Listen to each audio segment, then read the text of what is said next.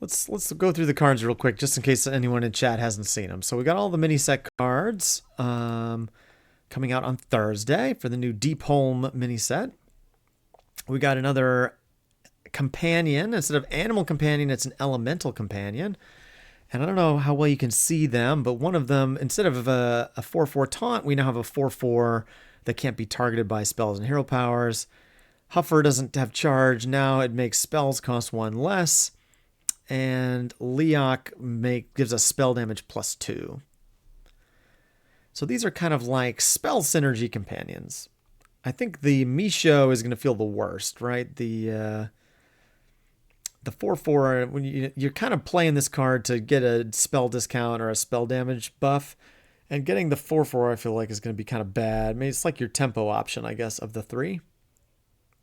But I feel like we're playing this card a little less on the tempo side than we would Animal Companion. This is like, we want to find lethal, so we rip this and hope we get something to help us gem spells faster or give us more spell damage. This card I think is fine. Some folks think it's not going to see any play. I think it might see some play in a Spell Hunter deck. Or maybe it'll be in like a Spell Reno deck or something. But I don't think this is a bad card. I think particularly the Hifar and the Luek are pretty good. The 2/4 and the 4/2. So I think we'll see some of this. Where's the Mantle Shaper? That's what I want to talk about next. Here we go. Mantle Shaper. It's the main issue with the card. Due to how you need to play it, it's not really a 3-mana card. Yeah, I was kind of hoping. So Leo, the designer, was talking about how it originally was going to be a 2-mana card, and I think it would be kind of cool if they'd done a 2-mana card, but I guess there were some issues with that approach.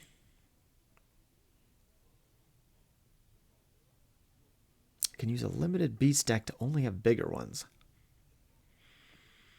Not sure what you're getting at there, DCU. We also got Mantle Shaper, 5-mana, 5/5. Cost 1 less for each spell you've cast while holding this. Kind of the Corridor Creeper effect. Kind of similar to Ancient Krakenbane, where you have to juice it up in your hand. There's some Beast Tutor. Okay. Oh, yes. The elementals don't interfere with our Beast Pool. That's true. That's true. So we could run a very focused Beast Pool. That's true. Yep. That's a nice thing about Spell Hunter, for sure. But yeah, I think Mantle Shaper, in my opinion, is the best card that Hunter got in the set. There's an ongoing theme of I can't believe it's not a beast minion. Yeah, I mean Hunter's never had an elemental before. So between this and the elemental companion, we got our first 2 elementals, and there's a third one. So it's cool that we got elementals. I'll talk a little more about that though, because it feels a little empty for me. But I do think Mantle Shaper is an interesting card. I think this might make Spell Hunter relevant. At least I'd like to try to make it relevant thanks to this card. This is something maybe you keep in your mulligan with some bananas or something, and you can play a 5/5 on like turn 3 maybe if things go right for you. So this is a good tempo tool. I think it goes well in an aggressive spell deck. Would I say these cards feel elementary? Yes, maybe a little elementary. Our only non-dual class card is Shimmer Shot. Arcane spell, 1 mana, deal a damage, and summon a random minion of that cost. So this kind of scales the spell damage, which is cool. A lot of the Arcane package is rotating in a couple months. But we will still have the new Luek from the Elemental Companions. We'll still have Celestial Shot.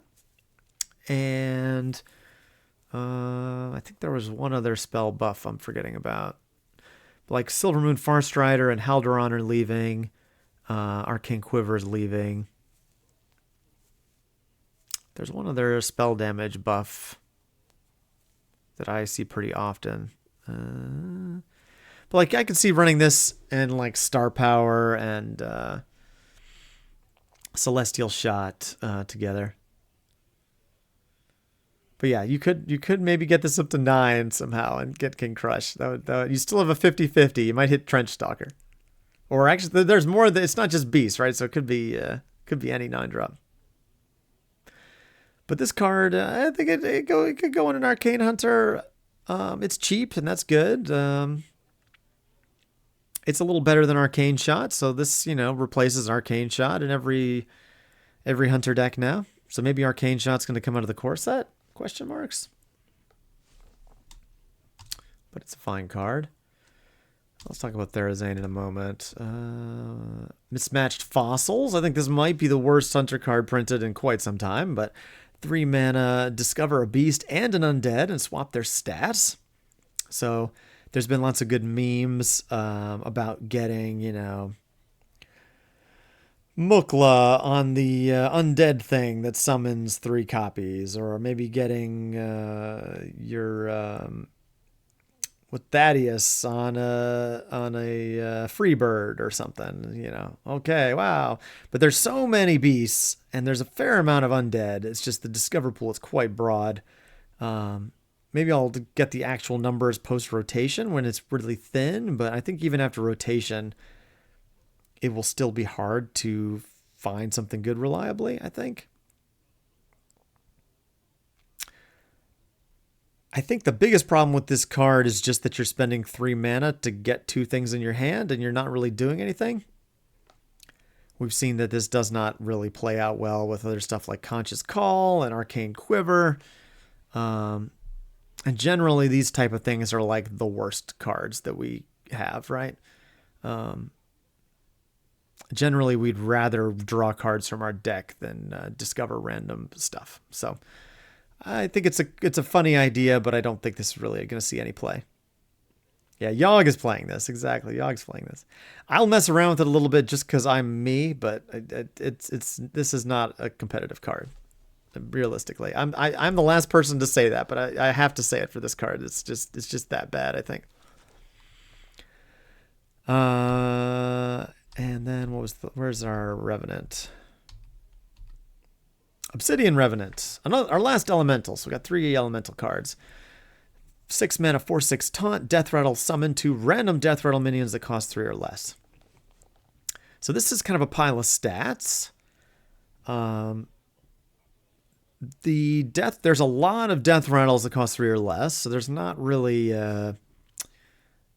there's definitely some high rolls, but they're nothing that's like you're gonna routinely hit off of this thing. But we do have Yelling Yodeler, and we have a Death Rattle deck that likes to kind of buff a bunch of minions and play things. So I think this could be okay in a Yelling Yodeler deck, and I'll mess around with it.